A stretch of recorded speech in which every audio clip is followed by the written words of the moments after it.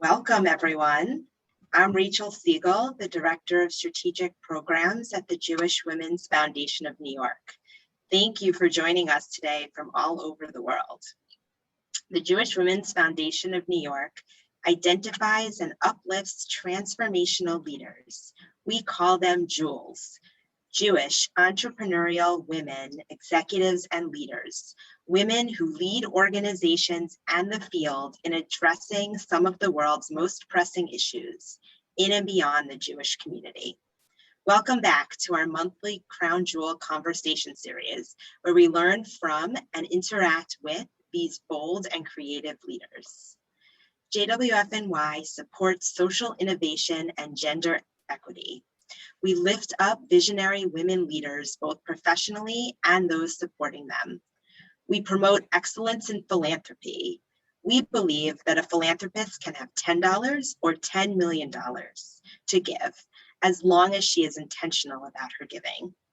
Our 25 years of experience in engaging philanthropists and grant making has led to the work we are doing today, supporting visionary Jewish women, social entrepreneurs, and leaders. When you support JWFNY, you are supporting 30, soon to be 40, different organizations run by extraordinary women, one of whom you'll meet today. Our Leadership Acknowledgement and Advancement Program introduces you to cutting-edge feminist leaders so you can know them and their work and support them. The Jewish Women's Foundation of New York is where women's leadership is valued. One of the pillars of our work is to give incredible women a platform to discuss their leadership and big issues they're grappling with, and to introduce them to an entirely new group of potential donors, supporters, hiring committees, board members, and more. We support leaders throughout the year, but our conversation today will allow you to get to know one of these incredible women in more depth.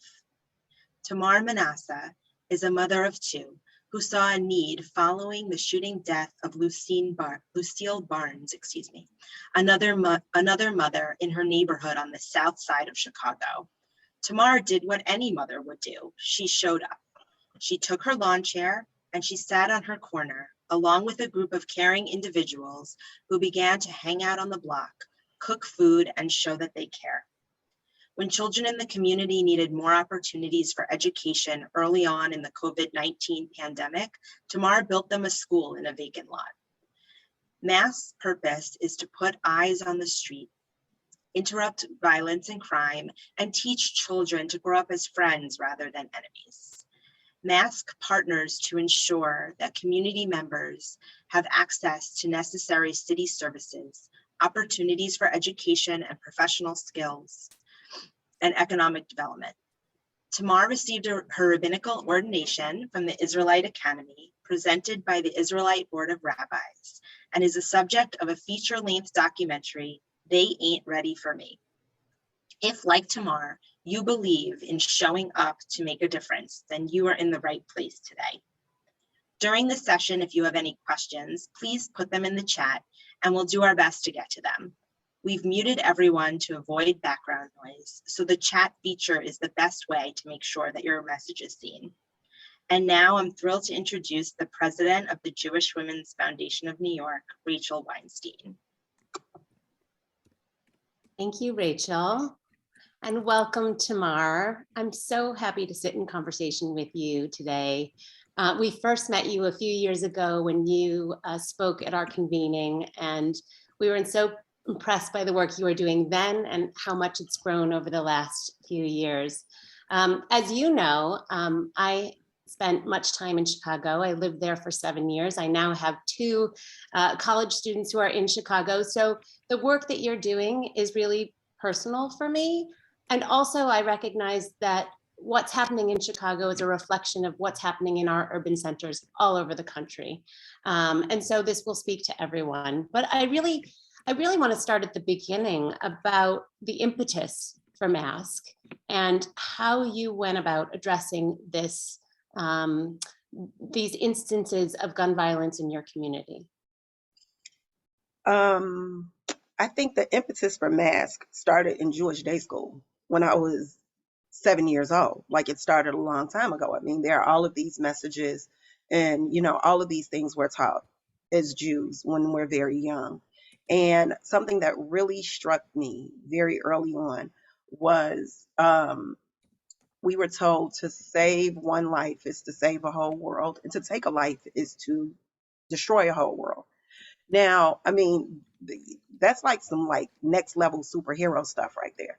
Like, you're telling like a 7-year-old girl, like you're that powerful.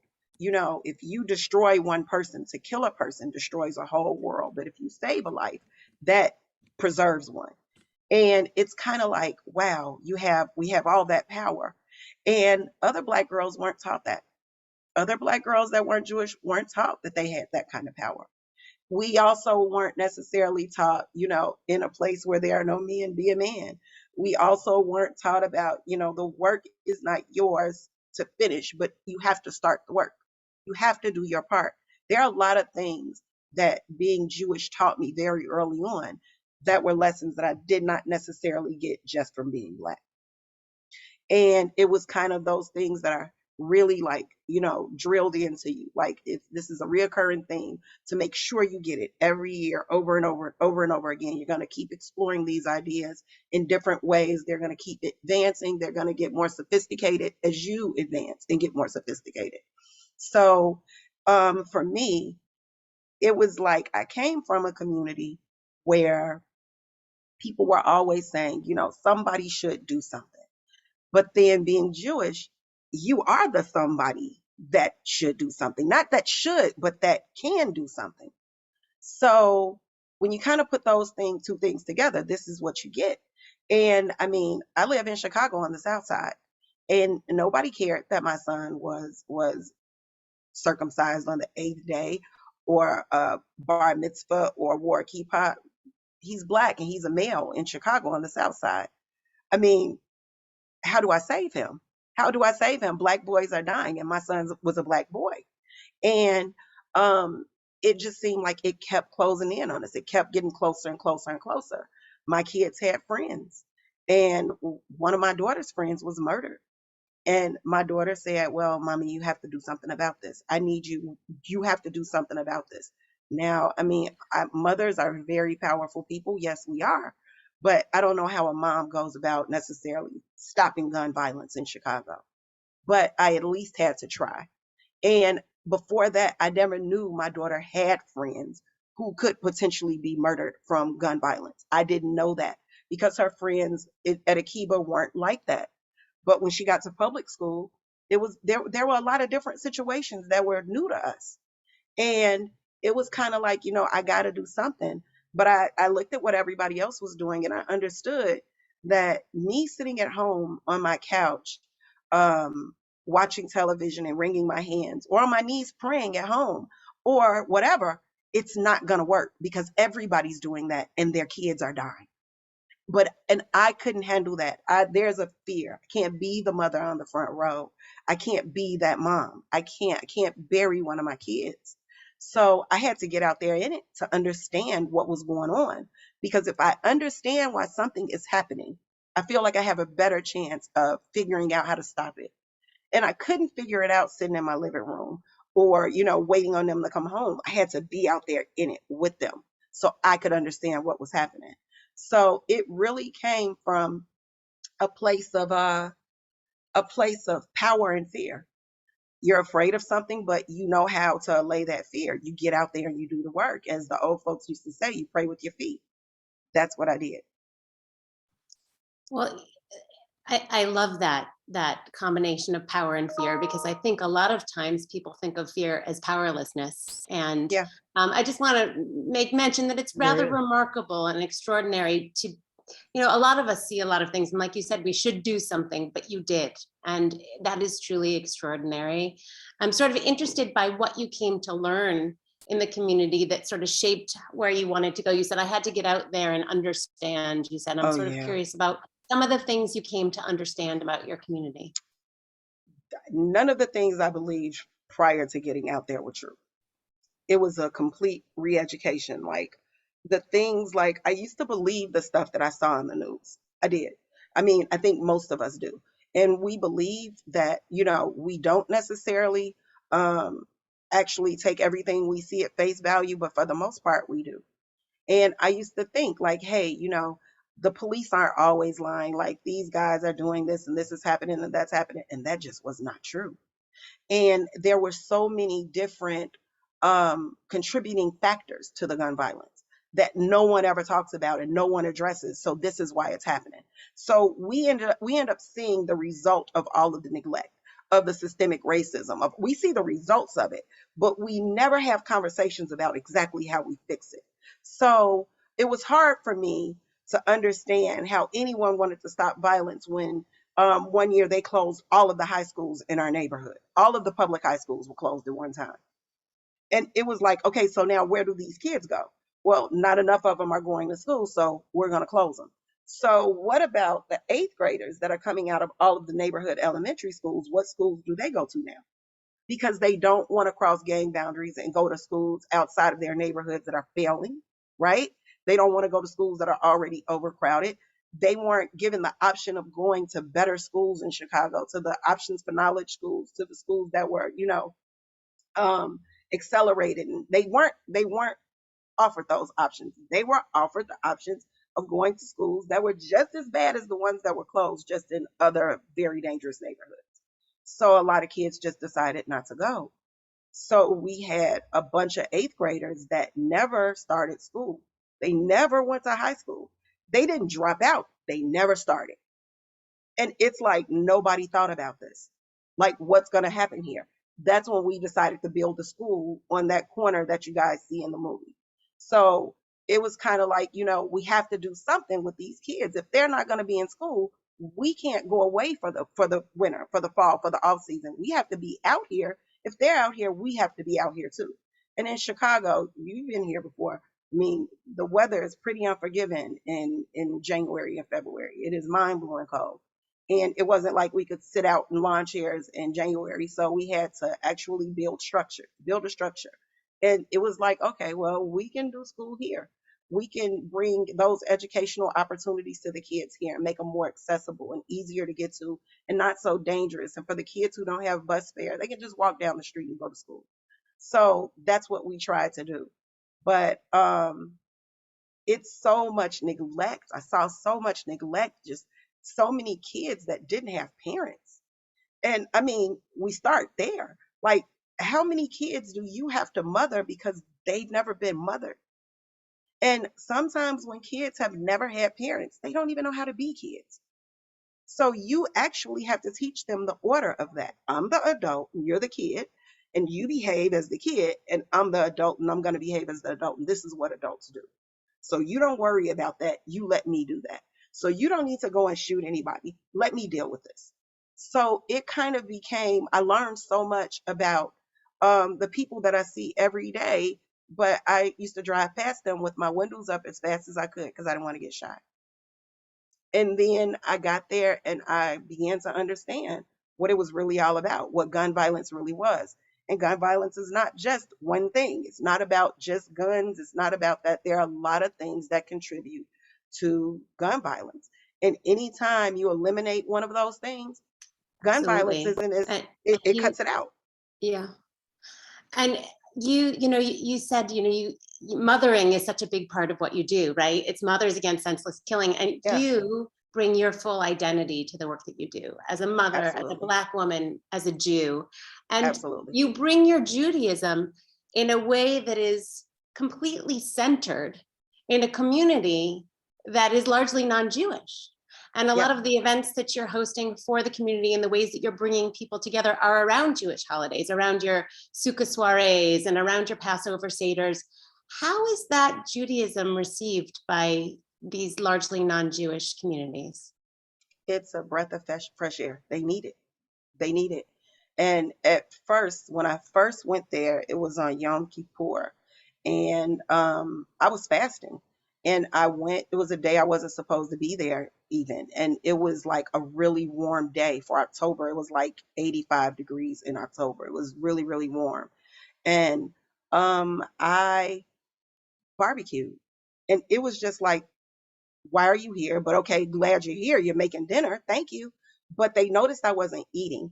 And it was like, well, why aren't you eating? And I started to explain to them what was going on. And it was like, wait, so you mean to tell me that you don't have to die to be judged? No, you don't. You don't have to die. Like, that's not how this works. And there's a book that's open right now. Yes, there's a book. Like, it was just over and over again about exactly what this was. And the year after that, they started fasting with me. And then we introduced Yiskor.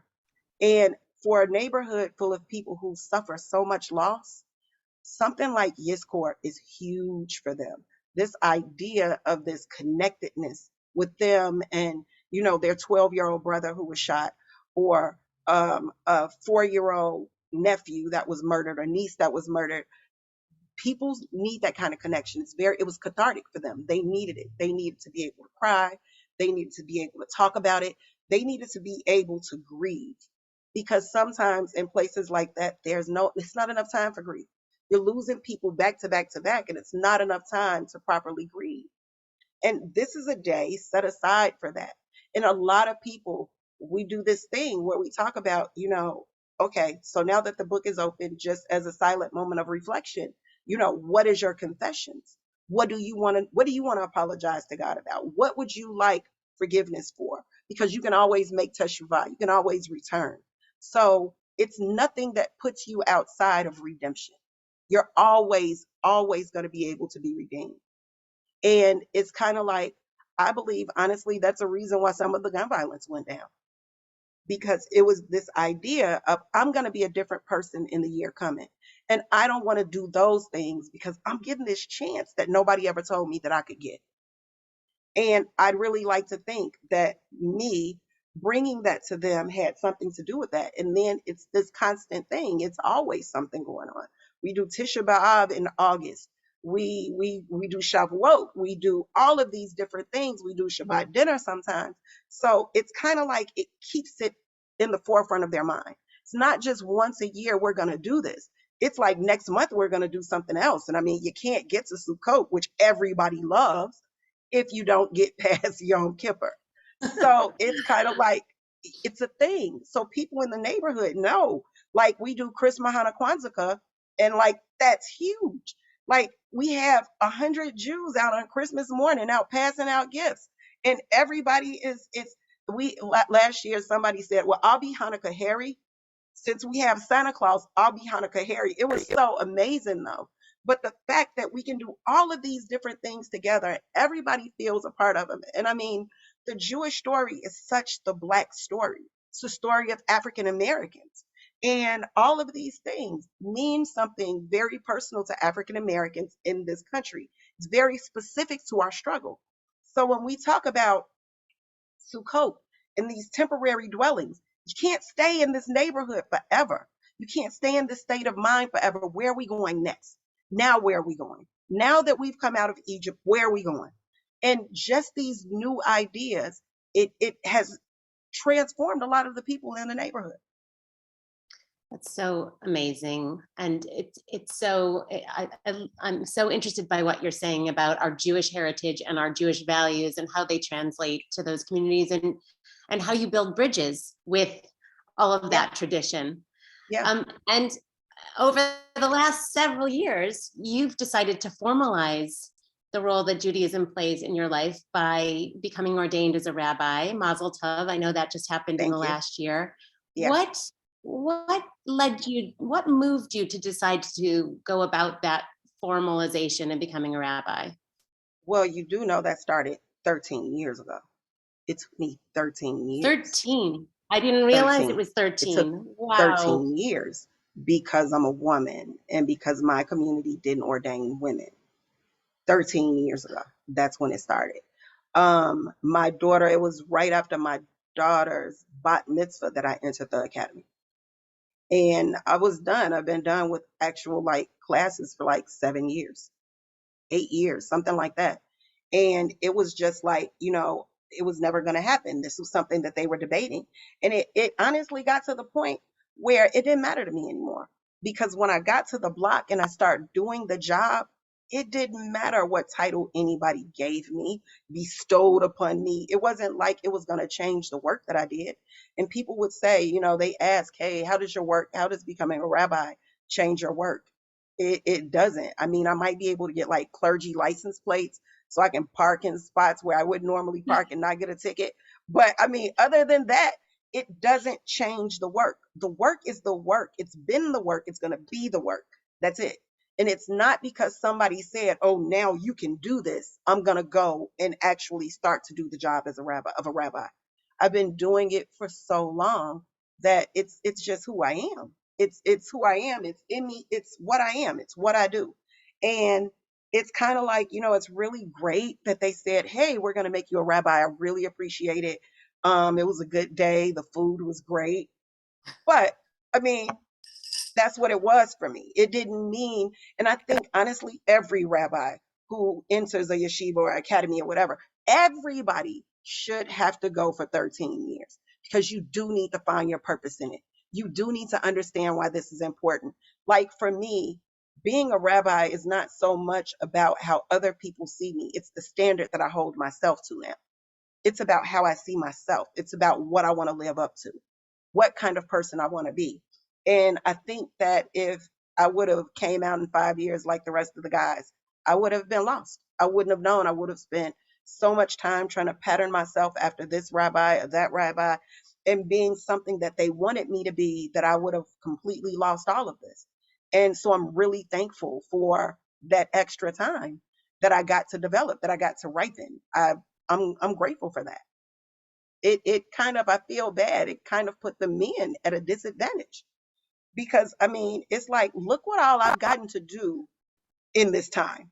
And it's kind of like you guys are still trying to you just show up on Shabbat and just do your thing. And that's that. And it's so much more to it than that, so much bigger than that. So, I mean, it's not a bad thing that happened. It's an amazing thing. I mean, you forged such a unique path, and really apply that rabbinic wisdom and leadership in a way that affects a congregation that's much wider, in fact, than the Jewish Yeah. community. It's Yeah. much wider than a single building. It's community in a different kind of way. When I start my synagogue, my Yeah. congregation, I'm going to call I it the want to shift synagogue of the gears a little streets. bit. Oh, okay. I'm sorry. Go ahead. I'm sorry, Rachel.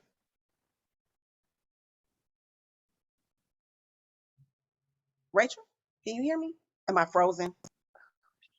I'm here. Am I I'm frozen? sorry. I think Oh, our okay. No, internet's a little I'm unstable. I'm sorry. so sorry. I'm here. Okay, Yes, the synagogue go of the ahead. streets, you said? Yeah, that's what it's going to be No, that. you It's, said you it's, wanted to.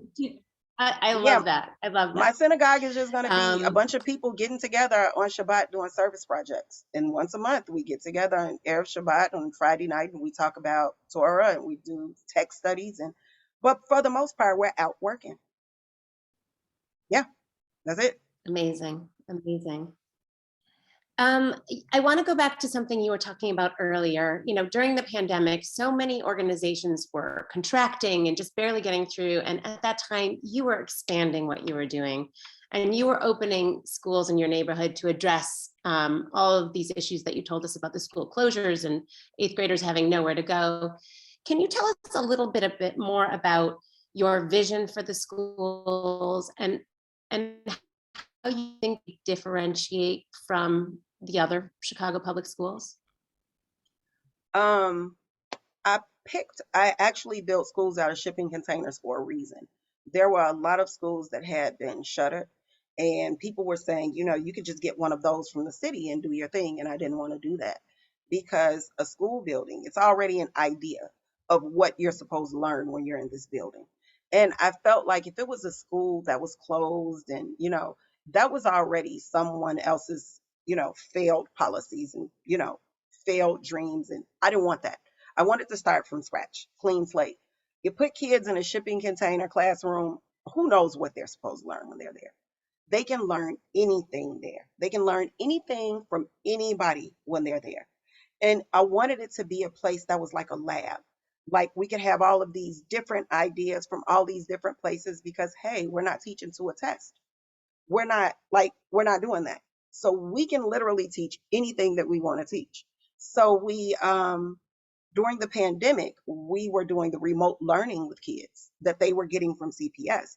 And it was almost like being a secret shopper. It was kind of like you're listening to what teachers are, the lessons that teachers are teaching the kids. But it's like, wait, this can't possibly be where you're supposed to be learning. I mean, like, you're like 9. This is like kindergarten. What is happening right now? And I saw that there were just these major, like, deficiencies in these kids. And people were screaming, the kids need to hurry up and go back to school. They need to go back to school. But it scared me because it was like, okay, you're going to send them back to school, but what are they going to be learning? That's the question that we need to ask. What are they going to be learning? Because the thing is, if your kid is going to a school that's like a D or F rated school, but they're getting A's and B's, they are not going to be able to compete with kids who go to better schools in other parts of the city in the next decade. And then what happens? Who do they turn out to be? And this whole time, you thought your kids were getting A's and B's, and you thought they were doing really well in school, and you thought they were really bright. And yeah, no, none of that's not true. That scared me. So we did a lot of learning enrichment. We did a lot of stuff to try to help the kids kind of get up to grade level and give them a lot of different educational experiences. So, like we used Oculus, the Oculus goggles, the virtual reality goggles, to, like, really help with the educational experience, right? So we would take kids on like trips around the world, like through Oculus, and give them like these full immersion kind of, experiences. Like Tel Aviv, we had like falafel, and we went to the market, we did all of these things. And it's just kind of, introducing them to a world outside of their 8 square block radius that they might not ever get out of. It's about letting them know there's a world bigger than the one that you see. And there are more options, right, for the rest of your life than the ones that are being presented to you. Black kids are often not taught how to use their imaginations. And it limits them, it limits what they do with their lives. And it's kind of like we wanted to introduce them to everything. So we had everybody come in and talk to those kids. I mean, from a clown coach, literally a clown coach. I didn't know clowns had to have a coach, but that's really like a job. That's the thing. From like a clown coach to a lawyer to, a state representative. A lot of different people came in to have conversations with these kids just to give them experiences that they could never have in a CPS school. So I'd like to see, I got that kind of education when I went to Jewish day school, and so did my kids. And it was like I really wanted to give those kids that kind of experience for free. That's really what I wanted to do. I wanted to give them a much better education than they were going to get at their local CPS school for free. And that's pretty much what we do. Amazing, amazing. As Rachel said earlier, so much of your work has been documented in the film, They Ain't Ready for Me Yet. And I know some of you have had the chance to watch it. And those of you who have not, I really hope after this conversation, you will take the time because it's really amazing. I wanted to ask you about the title, Tamar. They ain't ready for me yet. Why aren't they ready for you? That title is like, really, honestly, it's really simple. It's not complicated at all. One day, the producer of the movie, it was during, I want to say maybe 4th of July, the 4th of July party in the movie, Bruno Mars came on, 24 Karat Magic. And there's a part in the song where Bruno Mars says, they ain't ready for me, And he walked over to me, he said, that's the name of the movie. That is the name of the movie. And since I love that song, I was like, sure, let's do it. Great name. So it stuck. That's what it was. That's what it was. But I mean, I think that, now when I think back about that name, it's a lot of people that aren't ready for me. It's a lot of people that aren't ready for who I am or for what I do or for what I want to do. So, I mean, I think I've seen people be more ready for it since the movie has come out in the past 2 years. Conversations are changing, ideas are changing. People are more open to different conversations than they might have been 3 years ago. So I feel good about what my story being put into this movie form has done in the Jewish community. Yeah. Over the last 2 years, 2.5 years now, or 2 year, in response to the pandemic, our urban centers have really seen an uptick in gun violence. It's not only Chicago, and as I said before, we're seeing this here in New York, and it's happening all over the country.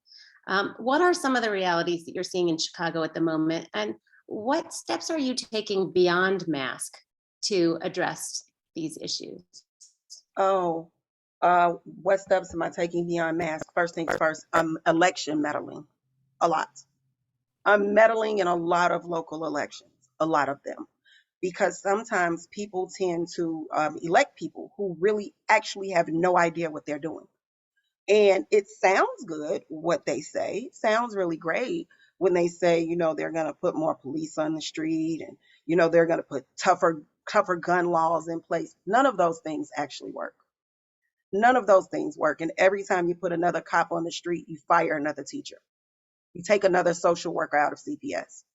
So how about we put all of that on the front end so we won't have the gun violence on the back end, right?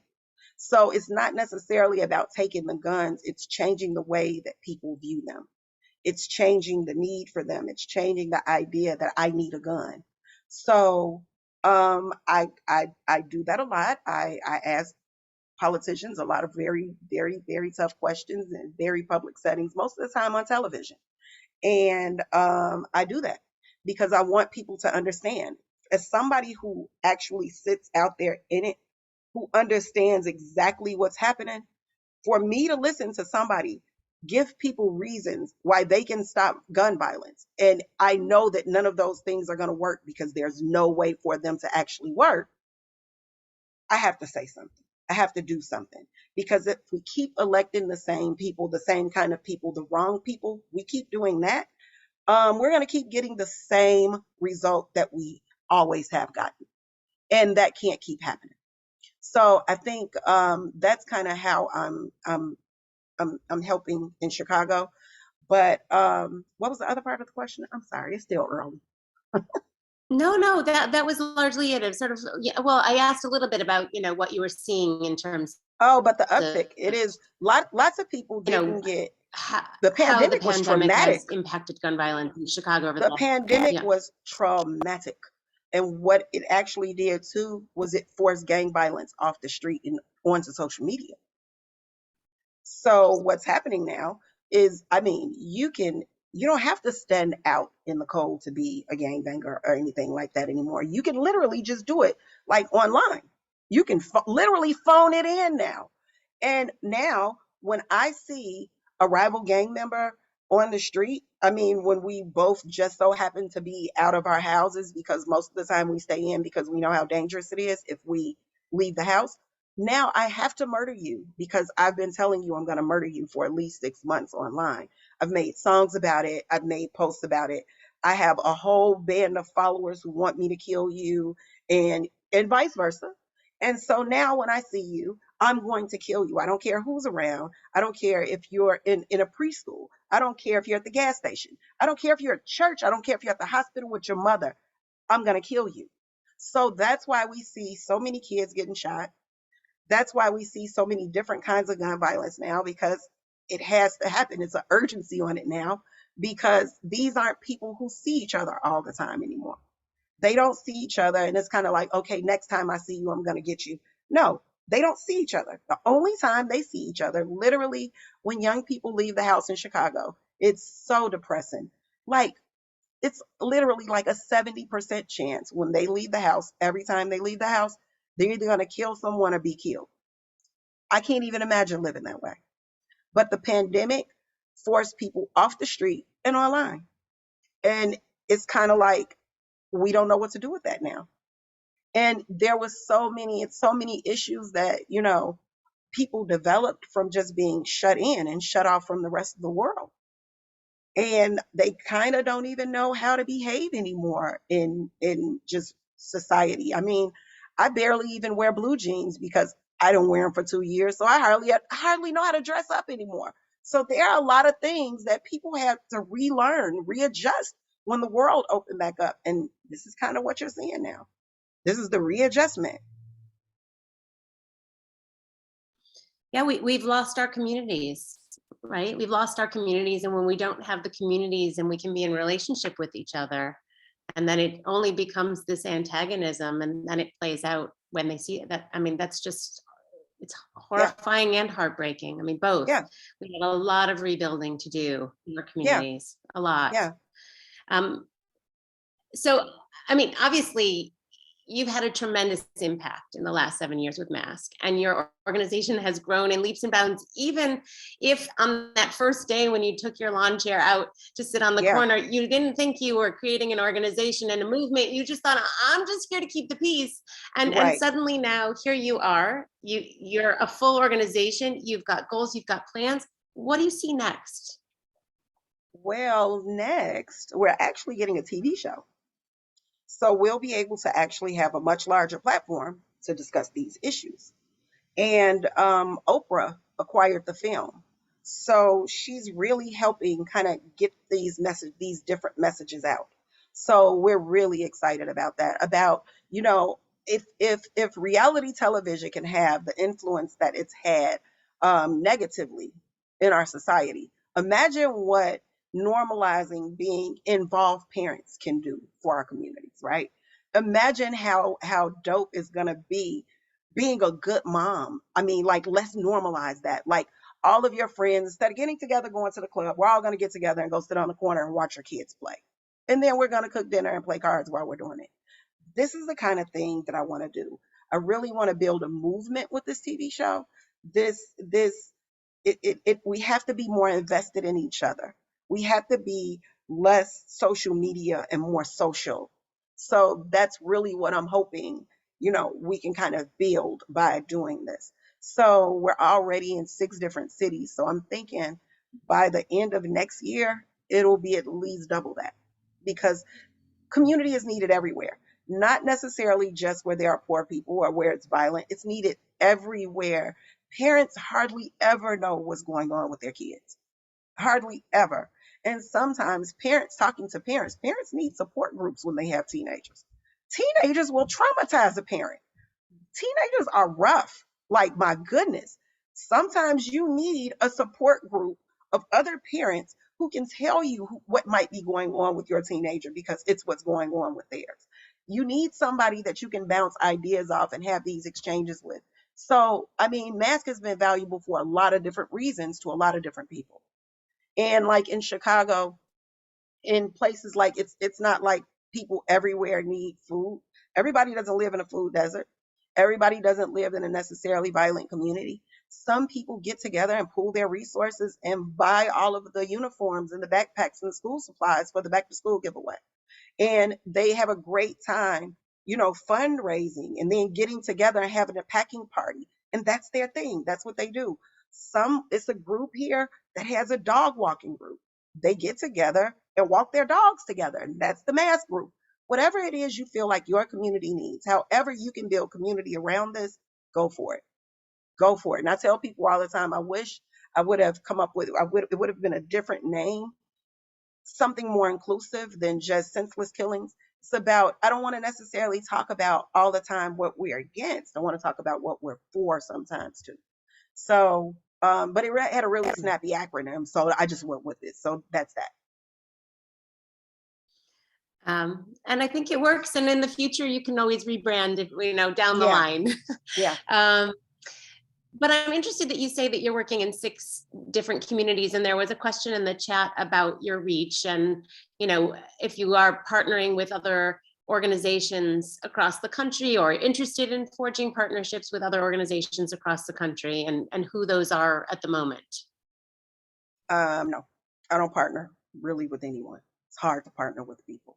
I wouldn't mind partnering with other organizations if our goals were similar.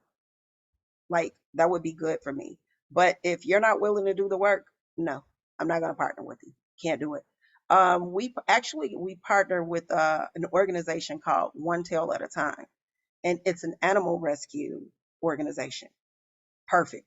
That's perfect for us. But as far as partnering with one of the organizations that forced me to create Mask, no, I don't. If you're not going to be as active as we are, can't do it. But our reach is, we actually have 2 chapters in New York, and maybe working on a third. We have one in Brooklyn and one in Staten Island. Staten Island is actually probably the biggest one. I know. And I mean, isn't Staten Island still a part of New York, or have you guys voted to like get rid of it yet? I mean, like, It's still here. It's still here. I know that it's not Um, considered like New York proper, but yes, Staten Island is, they are so amazing there. They are so engaged and involved, and every year they come up with something new and they just keep growing and growing, and it's really amazing.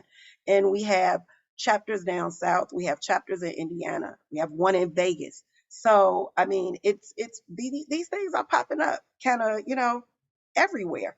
So I mean, I can't wait to see what we're going to be doing next year. I can't either. No, I'm so We had a excited. question from one of our listeners about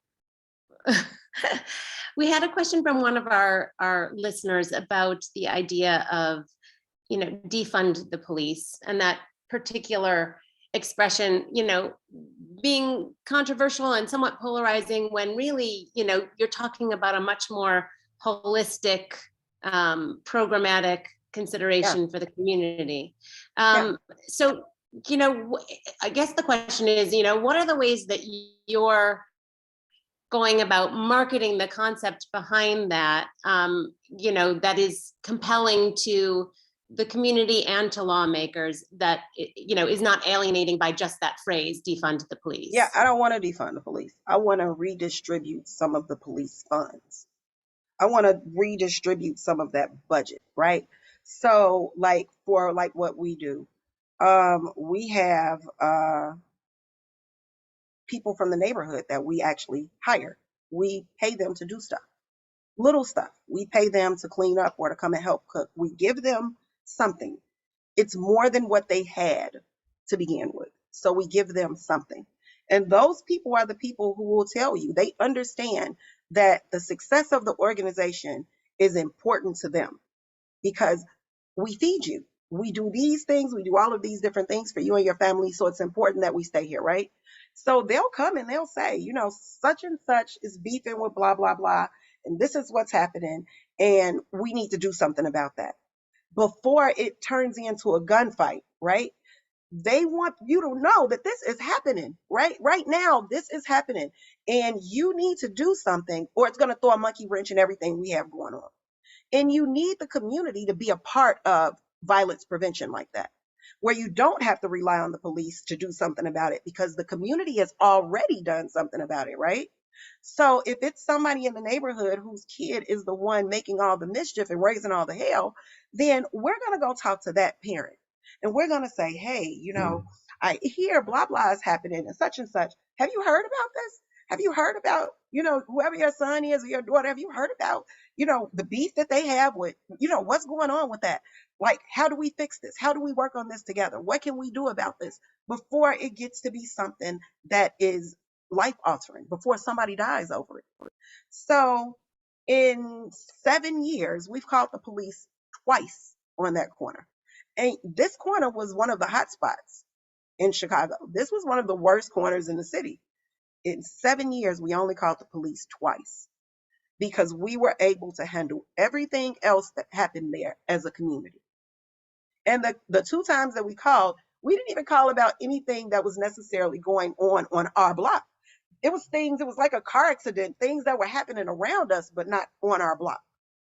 And we've seen guns, we've seen fights, we've seen all sorts of stuff out there, but it was nothing that the community couldn't handle together. So I do believe that there is a way that we can actually pay all of these people who don't have jobs. In these neighborhoods, people are very poor. So if you give them a stipend and you make it merit based, so if we have less violence, then you get paid more. The more violence we have, the less you get paid. Now you have an incentive to keep things safe, to do your best at making sure nothing happens around you. And if there's a situation where we absolutely need the police, then hey, we'll call them in.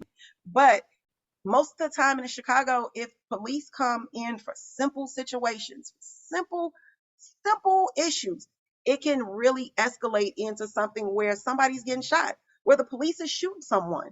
And it's kind of like you don't want that to happen.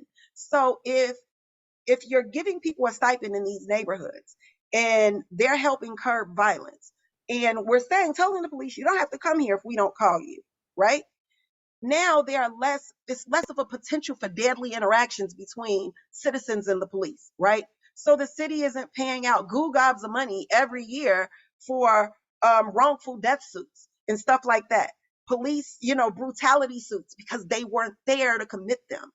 They weren't there for that to happen in the first place. So it's kind of like, it looks like a win-win for me. Like everybody wins when that happens, right?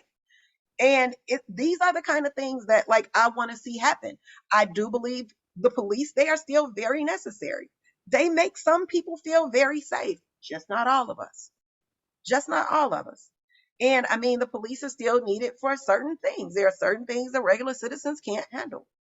And then honestly, there are some people who aren't going to want to help patrol their own neighborhoods. They aren't going to want to help with that. So it's kind of like, if they don't want to help with it, you are going to still need the police. So I think sometimes when people say defund the police, I mean, that's just irrational. It doesn't even make sense. It's not possible because no one's willing to do the work that the police do.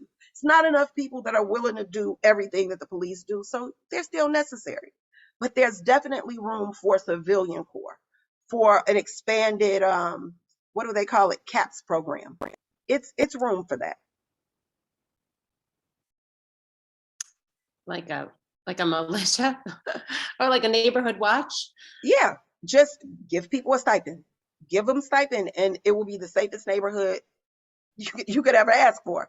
If people have a vested interest in it, if I know that my kid is the problem, I'm going to make sure that if I'm doing this job, my kid won't be the problem in the neighborhood anymore. Because I understand if my kid's a problem, I don't get paid.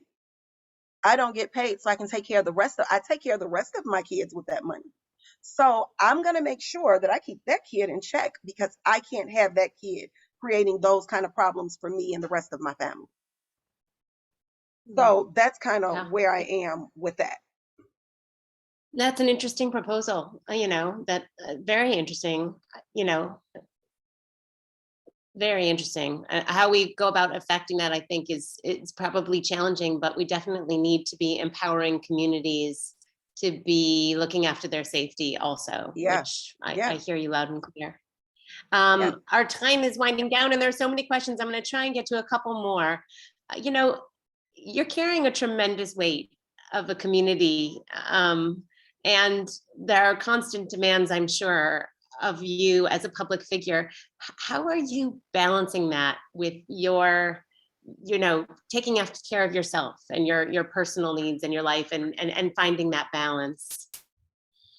Nobody believes me when I say this, but like seriously, I drink wine and I watch Call the Midwife.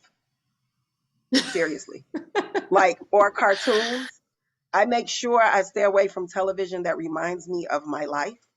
I don't watch anything that reminds me of anything that I might see on a daily basis. I try to stay away from cop shows, lawyer shows, doctor shows. If I can avoid those, I'm good. I like British programming. British television is my jam. Like if it happens in Britain, it doesn't look like it does in Chicago. So I watch a lot of, seriously, like Call the Midwife and stuff like that. Like Downton Abbey. Yeah. Oh, the new Downton Abbey, the Gilded Age. I watch all of these kind of things because they don't remind me of anything. I have to do things that completely take my mind away from regular everyday life, from the stuff I see on the streets. So I that's what I do. I get a glass of wine, and I watch something that allows me to completely escape. I haven't had a vacation in a decade, so I don't even know what that's like. Well, you're doing amazing work. There's a lot of interest in following your work and asking you about how we can continue to use your model and keep rolling it across the country. So I think people should definitely follow you and Mask and maybe even connect with some of the Mask chapters in their communities. Yeah. But before we wind up today, I just wanted to ask you one last question about, what has it been like being part of this national all women Jewish collective, over the last couple of years? Like, how has that been for you? And sort of what has it brought to your life? It has been an exercise in patience. And I'm sure it's been an exercise in patience for a lot of other women in the group. I mean, we're all very different people, and we're all still, kind of learning each other, and we're learning to respect each other where we are. And sometimes that can be a challenge. And so I think that's kind of helped me with that. There's no one specific way that Jewish women should be. There's no one type of Jewish woman. There are all of these different personalities and all of these different ways and all of these different things that we can do and people that we can be.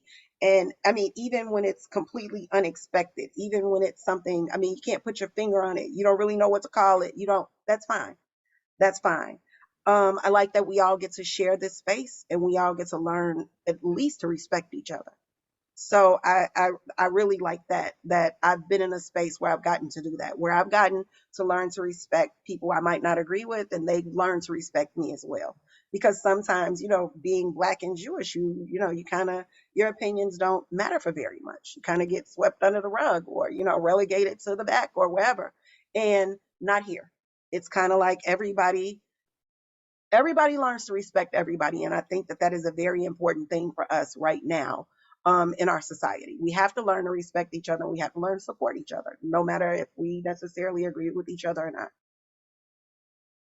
Yeah, it's one of the things that I love about the foundation, because I think that we really are trying to create, a big tent that welcomes so many different people with so many different lived experiences, and what we can learn from each other and how we can grow from that learning. I think it's really important to have a space where that happens. And I don't think it happens that often, at least in my experience. I haven't seen it as often throughout the Jewish community. So it really is something I think special and unique about JWFNY and the collective and the work that we do as philanthropists. So Definitely. thank you so much for taking this time to chat with me. As we said, the hour has flown by.